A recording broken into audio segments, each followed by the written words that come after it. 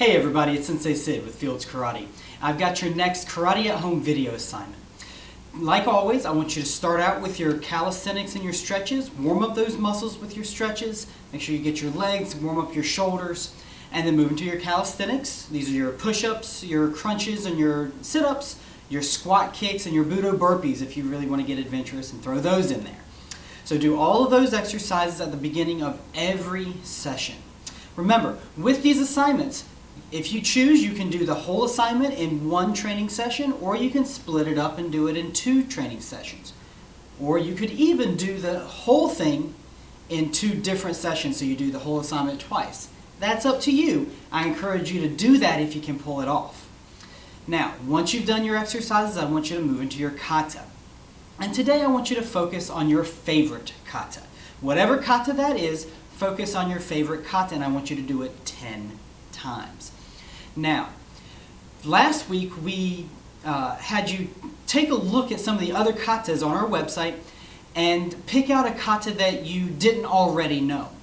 Now, if you did that and you decided that you liked that kata better than one that you already know, you may practice that kata 10 times. So out of the katas that you know, and out of that one kata that you don't, you choose your favorite, and I want you to practice it 10 times for this assignment.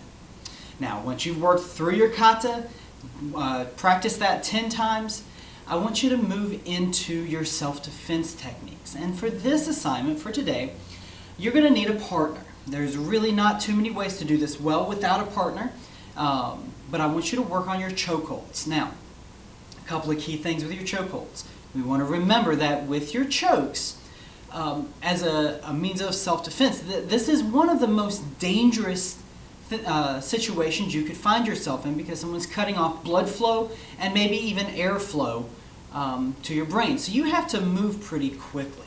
Now, you generally have about 8 seconds to get an opponent off of your throat. So that's the goal.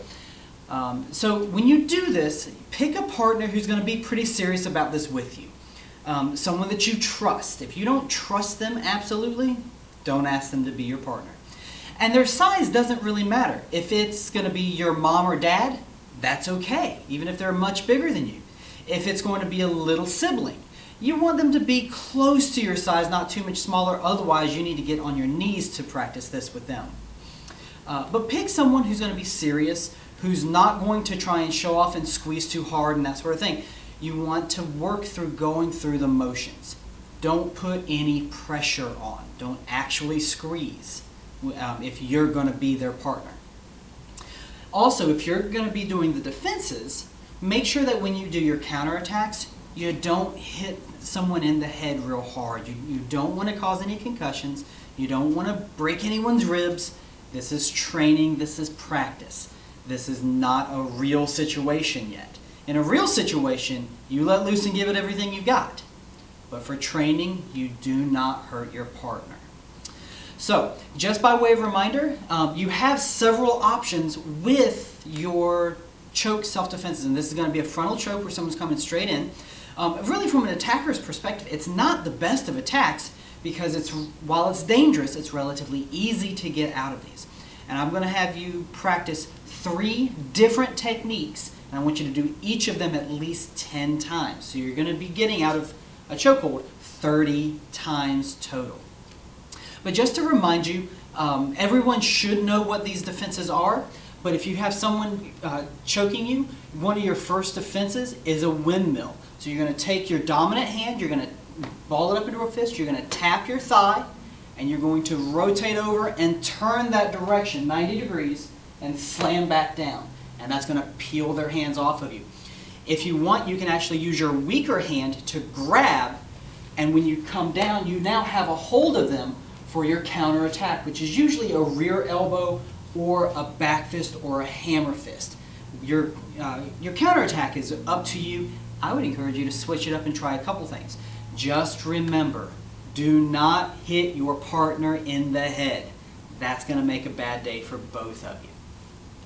So that's going to be one of your first techniques. Your second technique might be what we call the Superman, where you grab with your opponent's arm with your weak hand, you take your dominant hand, you punch up between their arms. Remember, you're not trying to punch them in the face. If we were doing that, we'd be punching out. We're punching straight up, and again, turning our body 90 degrees, and then we're going to drop our elbow on their elbow of the hand that we're holding, straight down, and that strips the one hand they still have on us, straight down onto our chest, and then we step in with that elbow, or a back fist, or a hammer fist. Again, up to you, just don't hit your partner. The third one that I want you to practice is where you take two fingers, you grab and you press into the soft spot just at the top of their chest cavity, at the bottom of their throat. There's a soft spot. Remember, you go in and dig down, and you have to jam it hard when you do it for real. When you're practicing this, do it just enough that they feel it. Don't jam too hard. And remember, partners, as you're grabbing, if you decide to squeeze a little too hard, they're going to have to work a little bit harder to get out of it. So you might be asking for trouble, and I'm telling both of you, don't go too hard with these. Now, those are not the only 3 defenses that we have. Many of you know several more choke defenses. Go ahead and practice those if you'd rather do those instead. But I want you to do at least 3 different techniques, 3 different escapes, 10 times each. And that's going to be your focus for today, is working through the chokehold self-defense techniques.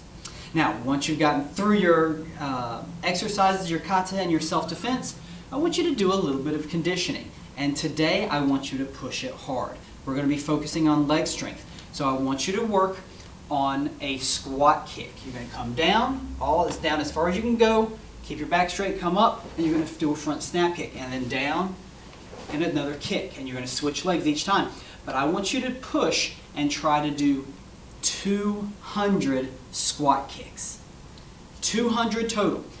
It's a good idea to break this up into 2 different sets, so 2 sets of 100 squats each. It's going to hurt. It's going to work your legs, and that's a good thing. It makes you stronger. This is going to make many of your kicks much stronger, much more effective. So that's your karate at home assignment for today. So you're going to practice your favorite kata. You're going to go through your choke self-defense techniques and 200 squat kicks. Take this, train for it, train with it. If you get a chance to drop a video or a picture, or just let me know what you're doing and how you're training, and certainly if you have any questions, send me a message. I'd be glad to help you out with that. So keep training hard. We miss you guys. Look forward to having you back in the dojo soon. We'll see you again soon. Thanks.